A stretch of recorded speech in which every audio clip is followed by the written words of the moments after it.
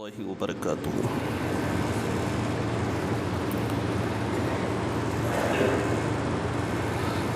الحمد للہ الذی ابدأ الافلاک والارضین والصلاة والسلام علی من کان نبیا وآدم بین الماء والطین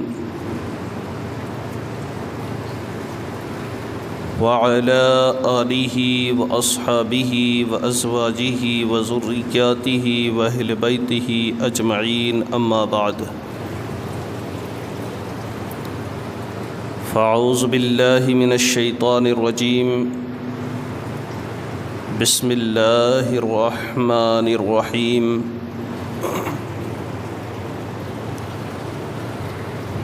قال اللہ تبارک و تعالی فی القرآن المجید والفرقان الحمید، اقیموا الصلاة وآتوا الزکاة، آمنت باللہ صدق اللہ العظیم وصدق رسولہ النبی الامین الکریم، ونحن علی ذلک لمن الشاہدین والشاکرین،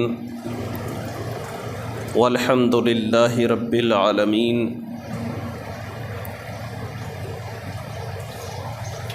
غوث اعظم بمن بے سر و سامہ مدد،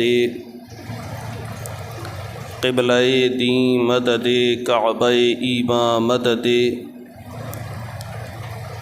اشرف زمانہ زمانے مدد نما، درہائے بستاراز کلید کرم کشا، سرورا شاہ کریمہ دستگیرہ اشرفا، حرمت روح پیمبر یک نظر کن سوئما، یا سید اشرف جہانگیر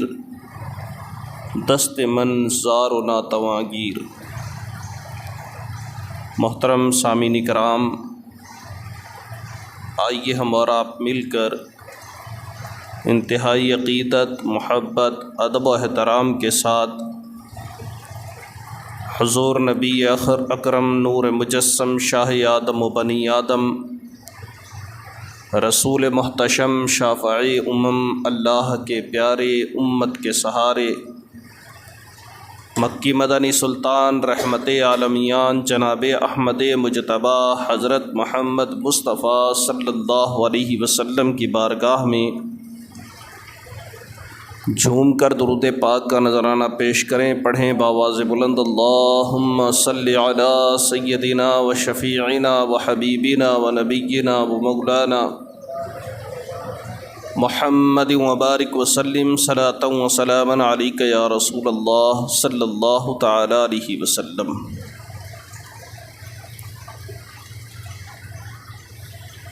خطبہ مسنونہ کے بعد میں نے جو آیت کریمہ تلاوت کی ہے، اللہ رب کریم قرآن مجید فرقان حمید میں ارشاد فرماتا ہے، اقیموا الصلاة وآتوا الزکاة، نماز قائم کرو اور اپنے مال کی زکوٰۃ ادا کرو۔ رب کریم نے قرآن مجید فرقان حمید میں تقریباً 700 کے قریب مقامات پر نماز اور احکام نماز کا حکم ارشاد فرمایا ہے، جن میں بہت ساری آیتیں ایسی ہیں جن میں اللہ تبارک و تعالی نے نماز کے ساتھ ساتھ زکوٰۃ کا بھی ذکر فرمایا ہے۔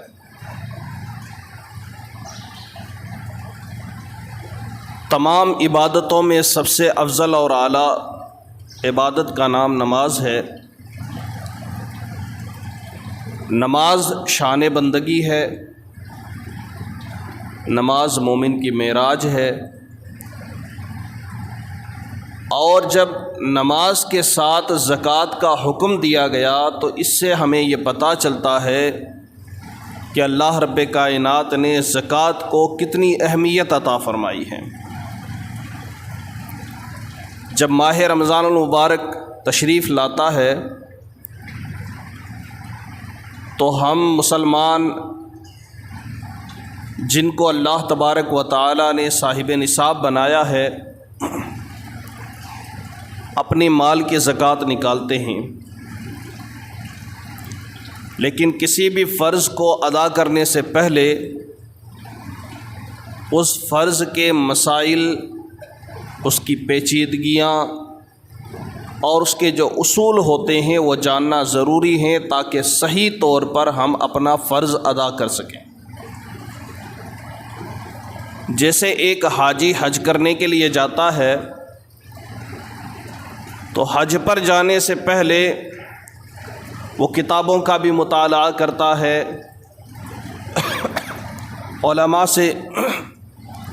علماء سے مسائل معلوم کرنے کی بھی کوشش کرتا ہے، اور ہر طرح سے حج کے مسائل، حج کا طریقہ، حج کے اصول سیکھنے کی کوشش کرتا ہے، کیونکہ اسے پتہ ہے کہ جب اتنی محنت کر کے اور اتنی دور دراز مقام پر اللہ کی رضا کے لیے جب میں ایک فرض ادا کرنے کے لیے جا رہا ہوں تو وہ فرض میرا اس طرح ادا ہونا چاہیے کہ اللہ کی بارگاہ میں قبول ہو جائے۔ اس لیے وہ حج کے تمام ارکان جاننے کی کوشش کرتا ہے۔ جس طرح حج ایک فرض ہے، اسلام کا ستون ہے، یوں ہی زکوٰۃ کی بھی اتنی ہی اہمیت اللہ تعالیٰ نے بیان فرمائی ہے۔ جب ہم زکوٰۃ ادا کریں تو ادا کرنے سے پہلے چند چیزیں ہمیں دیکھنی چاہیے۔ جس مال کی ہم زکوٰۃ نکال رہے ہیں وہ مال کیسا ہے؟ اعلیٰ حضرت امام اہل سنت سیدی سرکار امام احمد رضا فاضل بریلوی رحمۃ اللہ تعالیٰ علیہ ارشاد فرماتے ہیں کہ جس کا کل مال حرام کا ہو، کل مال جس کا حرام ہو، جائز نہ ہو، اس مال پر زکوٰۃ نہیں ہے۔ جو حرام کا مال ہوتا ہے، جس کی روزی حرام کی ہوتی ہے، اس مال پر زکوٰۃ نہیں ہوتی۔ حلال روزی ہونا یہ زکوٰۃ کے لیے پہلی شرط ہے۔ روزی اگر حلال ہے، محنت کی کمائی ہے، اپنے پیسے ہیں، یعنی کسی کا غصب کیا ہوا نہیں ہے، کسی کا حق مارا ہوا نہیں ہے، ہم اس کے مالک ہیں، تو جو مالک ہوتا ہے مال کا، اسی پر مال کی زکوٰۃ دینا ضروری ہے۔ اور بھی زکوٰۃ کے بڑے اصول ہیں، جیسے ہمارے یہاں دن بدن اللہ کے فضل سے دن بدن مسلمانوں کے اندر زکوٰۃ دینے کا جو جذبہ ہے وہ دنوں دن بڑھتا جا رہا ہے۔ یہ اللہ کا بہت بڑا احسان ہے، اور یہ ہمارے لیے بہت ہی نیک فعلی ہے کہ لوگوں میں زکوٰۃ دینے کا، نوجوان تک، بچیوں تک کے اندر یہ شعور بیدار ہو رہا ہے کہ وہ زکوٰۃ ادا کرتی ہیں کسی طریقے سے، بلکہ خواتین اس معاملے میں بہت زیادہ آگے ہیں، عورتیں اس معاملے میں بہت زیادہ آگے ہیں۔ زکوٰۃ کے معاملے میں وہ چاہتی ہیں کہ کسی طریقے سے ہمارے زیورات کی زکوٰۃ نکل جائے، ہمارے پاس جو پیسے ہیں ان کی زکوٰۃ اللہ کی راہ میں نکل جائے، اور اس کا صلہ بھی اللہ تعالیٰ عطا فرماتا ہے کہ ہم نے دیکھا ہے جو زکوٰۃ دینے والے لوگ ہیں، جن کے اوپر زکوٰۃ فرض ہے یا جو زکوٰۃ ادا کرتے ہیں، ان کی زکوٰتیں ہر سال بڑھ رہی ہیں۔ پہلے وہ کم نکالتے تھے، پھر اضافہ ہوا، اب اور اضافہ ہوا، اور اضافہ ہوتا جا رہا ہے۔ یہ اس بات کا ثبوت ہے کہ جو زکوٰۃ نکالتا ہے اللہ اس کے مال میں اضافہ فرماتا ہے، کیونکہ مال میں اضافہ ہوگا تبھی تو زکوٰۃ میں اضافہ ہوگا، مال بڑھے گا تبھی تو زکوٰۃ بڑھے گی۔ زکوٰۃ بڑھ رہی ہے، اس کا مطلب یہ ہوا کہ ہمارا مال بھی بڑھ رہا ہے، اور خدا کی راہ میں دینا ہے گھر کا بھر لینا، ادھر دیا کہ ادھر داخل خزانہ ہوا۔ جب اللہ کی راہ میں مال دیا جاتا ہے تو اللہ تبارک و تعالیٰ اس میں برکتیں عطا فرماتا ہے۔ اور حدیث پاک میں ہے، قرآن مجید فرقان حمید میں اللہ تعالیٰ نے ارشاد فرمایا کہ اللہ کی راہ میں جو مال خرچ کیا جاتا ہے اللہ اس میں 700 گنا اضافہ فرماتا ہے۔ اور جو لوگ صاحب استطاعت ہونے کے باوجود، قدرت رکھنے کے باوجود اگر مال کی زکوٰۃ ادا نہیں کرتے ہیں، مال اگر اپنا زکوٰۃ کے طور پہ نہیں دیتے ہیں، تو قرآن مجید اللہ کے پیارے محبوب صلی اللہ تعالیٰ علیہ وسلم نے ارشاد فرمایا کہ کل بروز قیامت ان لوگوں کا مال جو اپنے مال کی زکوٰۃ ادا نہیں کرتے، ان لوگوں کا مال ایک گنجے سانپ کی شکل میں توق بنا کر ان کے گلے میں ڈال دیا جائے گا۔ گنجے سانپ کی شکل میں، حدیث پاک کے الفاظ ہیں، گنجے سانپ کی شکل میں توق بنا کر گلے میں ڈال دیا جائے گا، اور اس سانپ کے پیشانی پر 2 نشان ہوں گے، 2 نشان بنے ہوئے ہوں گے، اور وہ سانپ زکوٰۃ نہ دینے والے کی بانچیں پکڑ کر کے کھینچے گا اور کہے گا کہ ہاں میں تیرا مال ہوں، ہاں میں تیرا مال ہوں، جسے تو جمع کر کر کے رکھتا تھا، میں تیرا مال ہوں۔ اس سانپ کو، اس زکوٰۃ کے مال کو، اس مال کو ہی سانپ بنا کر کے، وہ مال جس کی زکوٰۃ ادا نہ کی جائے اسی مال کو سانپ بنایا جائے گا اور اسی کو گلے میں ڈال دیا جائے گا، اور وہی مال وبال بنے گا، وہی مال آفت بنے گا، وہی مال عذاب بنے گا، وہی مال انسان کے لیے بہت بڑی مصیبت بن جائے گا۔ اس لیے یہ مال اللہ کی، آپ چاہتے ہیں کہ یہ مال اللہ کی رحمت بنا رہے، تو اس میں سے جو غریبوں کا حق ہے، جو اللہ نے مقرر کیا ہے، جب رب تعالیٰ کی طرف سے غریبوں کا جو حصہ رکھا گیا ہے، وہ حصہ اللہ کی راہ میں نکال دیجیے، کیونکہ خدا کی راہ میں دینے سے کم نہیں ہوتا۔ جتنا آپ اللہ کی راہ میں دیں گے اللہ تبارک و تعالیٰ اتنا ہی اضافہ فرمائے گا۔ حدیث پاک میں ہے، نبی کونین صلی اللہ تعالیٰ علیہ وسلم کی حدیث کا مفہوم ہے، آقا ارشاد فرماتے ہیں، مفہوم حدیث عرض کرتا ہوں، حضور فرماتے ہیں کہ مجھے قسم ہے اس رب کائنات کی جس نے مجھے حق کے ساتھ میں دنیا میں مبعوث کیا، حق کے ساتھ دنیا میں بھیجا، مجھے قسم ہے اس خداوند قدوس کی کہ جس نے حق کے ساتھ دنیا میں مجھے جلوہ گر کیا، وہ شخص جو اللہ کی راہ میں اپنا مال دیتا ہے، جو شخص اللہ کی راہ میں اپنا مال دیتا ہے، وہ کبھی غریب نہیں ہو سکتا، کنگال نہیں ہو سکتا، اس کے گھر میں کبھی فاقے نہیں ہو سکتے، اس کے گھر میں کبھی مال کی کمی نہیں آئے گی جو شخص اللہ کی راہ میں دیتا ہے۔ اس لیے اپنے مال کی زکوٰۃ نکالا کریں، خوش دلی کے ساتھ نکالا کریں، حساب کر کے نکالا کریں کہ ہمارے اوپر کتنے مال کی کتنی زکوٰۃ ہے۔ اب کیسے زکوٰۃ نکالنی چاہیے، چند مسائل میں آپ کے سامنے اس کے ذکر کر دیتا ہوں۔ زکوٰۃ کس کے اوپر فرض ہے، کس مال پر؟ سونا چاندی پر، مال تجارت پر، اور چرائی پر دیے ہوئے جانوروں پر۔ سونا چاندی میں روپے پیسے بھی شامل ہو جاتے ہیں، مطلب قیمت پر، جس چیز کی قیمت بڑھتی رہتی ہے یا بنتی ہے، جس کا مارکیٹ میں چلن ہے، سونا چاندی، اس میں روپے پیسے یہ بھی شامل ہو جاتے ہیں۔ سونا چاندی پر، مال تجارت پر۔ مال تجارت یعنی وہ مال جو ہم نے بیچنے کے لیے رکھا ہے، وہ مال جو ہم نے فروخت کرنے کے لیے خریدا ہے، اس لیے لا کر یہ رکھا ہے کہ اس کو بیچیں گے۔ اب چاہے وہ دکان کا مال ہو یا زمین یا پلاٹ ہو یا کوئی گاڑی ہو یا کوئی مکان ہو، یا آپ اگر کوئی دکان ہی اس نیت سے خریدتے ہیں کہ کل کو 2 پیسے زیادہ ملیں گے تو یہ دکان بیچ دوں گا، تو دکان بھی مال تجارت میں شامل ہو جائے گی۔ ہاں، دکان آپ نے اپنے کاروبار کے لیے دی ہے کہ اس سے کماؤں گا کھاؤں گا، بیچنے کی نیت نہیں ہے، تو اس کے اوپر زکوٰۃ نہیں ہے۔ لیکن اگر بہت سے لوگ ہوتے ہیں جو دکانوں کی لین دین کرتے ہیں کہ دکان خریدتے ہیں اس نیت سے کہ کل کو 2 پیسے زیادہ ملیں گے، پھر وہ دکان کو بیچ دیتے ہیں، تو اگر اس نے دکان اس نیت سے خریدی ہے کہ میں اس کو بیچوں گا منافع کما کر کے یا جیسے بھی مجھے بیچنا ہے، تو وہ دکان مال تجارت ہو جائے گی۔ اب اس کو، لیکن اس کے اندر بھی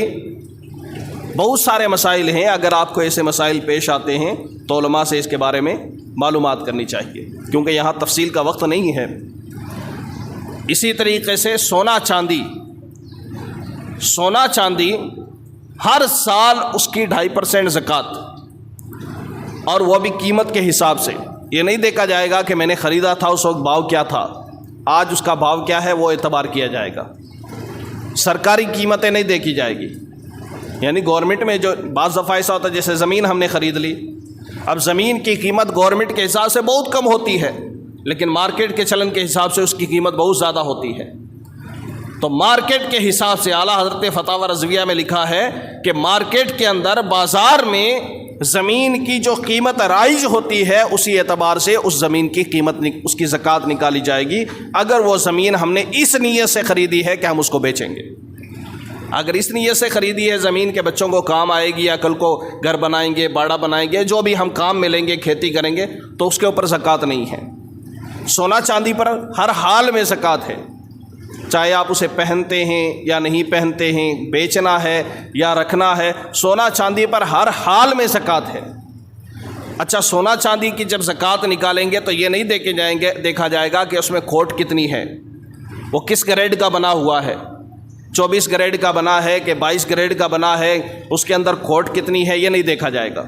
کیونکہ عام طور پر جو اصل سونا ہوتا ہے کھوٹ اس سے کم ہی ہوتی ہے۔ اگر کھوٹ غالب ہوتی ہے تو اس کا مسئلہ الگ ہے، لیکن سونا زیادہ ہے کھوٹ کم ہے تو پورے زیور کی زکوٰۃ نکالی جائے گی۔ جیسے 1 تولہ کا اگر کسی نے زیور بنا لیا اور اس میں 20% کھوٹ ہے، 20% اگر اس کے اندر کانٹا کاٹتے ہیں یا کھوٹ جسے کہتے ہیں، کیونکہ کھوٹ کے بغیر زیور بنتا نہیں ہے، جوڑنے کے لیے کھوٹ سونار اس میں استعمال کرتا ہے۔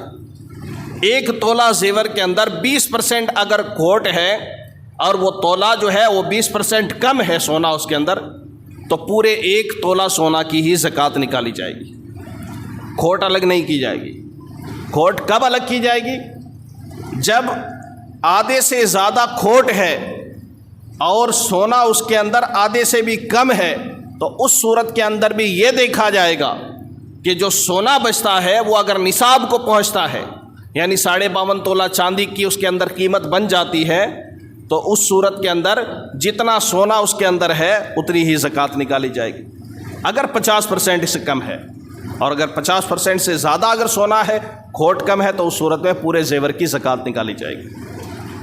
یہ جو مسائل میں بیان کر رہا ہوں، میں یہ اوپر کے جو موٹے مسائل ہیں وہ میں آپ کے سامنے بیان کر رہا ہوں۔ پھر بھی اگر آپ کو مسائل کے تعلق سے کوئی شک ہو تو آپ اس کے تعلق سے ہم سے معلومات کر سکتے ہیں، اور معلومات کر کے صحیح حساب کر کے اپنے مال کی زکوٰۃ نکالنا آپ کے اوپر ضروری ہے۔ وہ زیورات جو بیوی استعمال کرتی ہے، اگر شوہر نے وہ زیورات دیے ہیں اور بیوی کو اس کا مالک بنا دیا تو اس کی زکوٰۃ بیوی کے اوپر ہے، اور نان و نفقہ میں زکوٰۃ نہیں آتی ہے، اس بات کو یاد رکھیں۔ جو بیوی کے اوپر ہم خرچ کرتے ہیں، اگر ہم بیوی کی زکوٰۃ نکالتے ہیں تو یہ اچھی بات ہے، لیکن اگر ہم نہ بھی نکالیں تو ہم گنہگار نہیں ہیں، بیوی گنہگار ہوگی، کیونکہ یہ بات مسائل کی ہے، شریعت کی ہے۔ یہاں ہمارے معاشرے کا اصول کیا ہے وہ نہیں دیکھا جائے گا، بلکہ یہاں شریعت کا اصول کیا ہے وہ دیکھا جائے گا۔ شوہر غریب آدمی ہے، کمزور ہے، یا اس کے پاس پیسے نہیں ہیں، وہ زکوٰۃ نہیں دینا چاہتا بیوی کے زیور کی، اور مالک بیوی ہے اس کی، تو اب بیوی کے اوپر زکوٰۃ دینا فرض ہے۔ اب آپ سوچیں گے کہ بیوی کہاں سے لائے گی، شوہر ہی تو دے گا اس کو۔ شوہر اگر نہیں دیتا ہے اس کو زکوٰۃ کے پیسے، تو بیوی کو زکوٰۃ ہر حال میں نکالنی پڑے گی، چاہے وہ اپنے زیور کو بیچ کر کے، چاہے وہ قرض لے کر کے زکوٰۃ نکالے، لیکن زکوٰۃ نکالنا بیوی کے اوپر ہی فرض ہے، شوہر کے اوپر فرض نہیں ہے۔ یہ نان و نفقہ میں نہیں آتا ہے۔ نان و نفقہ میں کیا آتا ہے؟ جو اس کے پہننے کے کپڑے ہوتے ہیں، یا رہنے کا مکان ہوتا ہے، کھانا ہوتا ہے، ضرورت کی جو چیزیں ہوتی ہیں، زیورات ضرورت اصلیہ میں نہیں آتے ہیں، اس لیے مسئلہ یہی ہے۔ پھر بھی اگر شوہر نکالتا ہے زکوٰۃ تو اچھی بات ہے۔ اور اگر بیوی شوہر سے ریکویسٹ کرے کہ آپ میرے مال کی زکوٰۃ نکالیں اور شوہر حقدار ہے تو شوہر نکالے، اس میں کوئی حرج نہیں ہے۔ لیکن بات یہاں گنہگار ہونے نہ ہونے کی ہے کہ اگر شوہر اپنی بیوی کے زکوٰۃ زیورات کی زکوٰۃ نہیں نکالتا ہے تو اس صورت میں شوہر گنہگار نہیں ہے۔ یہ بتانا چاہتا ہوں میں کہ شوہر اگر اپنی بیوی کے زیورات کی زکوٰۃ نہیں نکالتا ہے تو اس صورت میں شوہر گنہگار نہیں ہے، وہ سارا ذمہ بیوی کے اوپر ہی ہے۔ اب ہمارے یہاں عام طور پر آج کل یہ چلن ہے کہ جب نکاح ہوتا ہے تو ہم نکاح کے وقت میں پوچھتے ہیں دلہن سے یا دلہن کے باپ سے، یہ جو دولہا ہوتا ہے دولہا کے باپ سے، کہ بھئی بری میں جو زیور دیے گئے ہیں اس کا مالک کون؟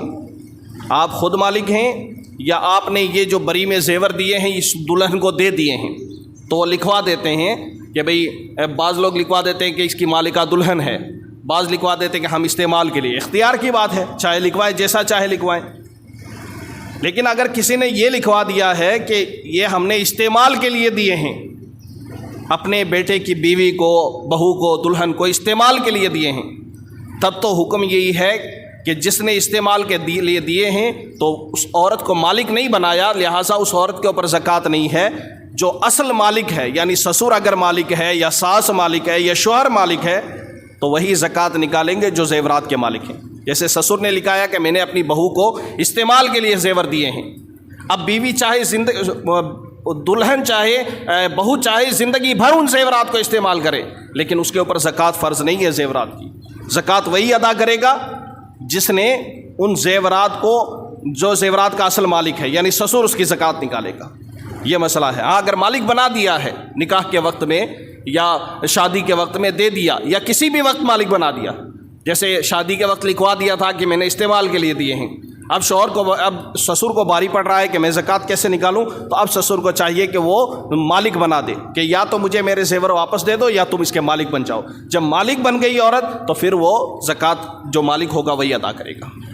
یہ مسئلہ ہے۔ پھر بھی آپ کو سمجھ میں نہ آئے تو آپ بعد میں معلوم کر سکتے ہیں۔ تو اس طریقے سے یہ زکوٰۃ کے مسائل ہیں۔ اور سونا چاندی، مال تجارت، چرائی پر دیے ہوئے جانور، چرائی پر جو بعض جگہ ہوتے ہیں چرائی پر دیے ہوئے جانور، ان کے اوپر بھی زکوٰۃ ہوتی ہے۔ ان کے بھی مسائل مختلف ہوتے ہیں، کیونکہ ہمارے یہاں اس کا رواج نہیں ہے، اس لیے ان کا مسائل کا بیان کرنا اتنا زیادہ ضروری بھی نہیں ہے۔ اگر آپ نے پلاٹ لے رکھے ہیں، اس نیت سے لے رکھے ہیں کہ کل کو زیادہ قیمت آئے گی تو بیچ دوں گا، ان پلاٹ کی زکوٰۃ نکالیے۔ گاڑی آپ چاہے کتنی بھی بڑی گاڑی رکھتے ہیں اپنی ضرورت کے لیے، چاہے کار رکھتے ہیں، موٹر سائیکل رکھتے ہیں، سائیکل رکھتے ہیں، اپنی سواری کے لیے، اس کے اوپر زکوٰۃ نہیں ہے۔ اس لیے زکوٰۃ نہیں ہے اس کے اوپر کیونکہ وہ ضرورت کی چیز ہے۔ اگر ضرورت کی چیز، اگر گاڑی بھی اس نیت سے خریدی ہے کہ سستی مل رہی ہے، خرید لیا، کل کو بیچ دیں گے، تو اس صورت میں گاڑی کے اوپر زکوٰۃ ہوگی۔ یعنی مال تجارت، اصول یہی ہے کہ بیچنے والی چیزوں کے اوپر خریدتے وقت ہماری نیت دیکھی جائے گی، ہم نے کس نیت سے خریدی ہے، اس نیت کا اعتبار ہوگا۔ اگر ہم نے کوئی بھی چیز بیچنے کے لیے خریدی ہے اور ہم صاحب نصاب ہیں تو ہمارے اوپر اس کی زکوٰۃ ضروری ہے۔ دکاندار ایک پرچون کی دکان چلاتا ہے، اس کے لیے بھی ضروری ہے کہ وہ اپنے پرچون کی دکان کے اندر جو چیزیں ہیں اس کا حساب لگائے کہ اس کے اندر کیا کیا چیزیں ہیں، اس کی کیا قیمت بنتی ہے، اس قیمت کی بھی وہ زکوٰۃ نکالے، کیونکہ وہ بیچنے کے لیے ساری چیزیں رکھی ہوتی ہیں، وہ بھی بیچنے کے لیے رکھی ہوتی ہیں تو وہ مال تجارت ہے۔ اللہ تعالیٰ عمل کی توفیق عطا فرمائے اور ہم تمام مسلمانوں کو رمضان المبارک کی بہاریں نصیب فرمائے۔ استغفر اللہ ربی من کل ذنب و اتوب الیہ۔ السلام علیکم۔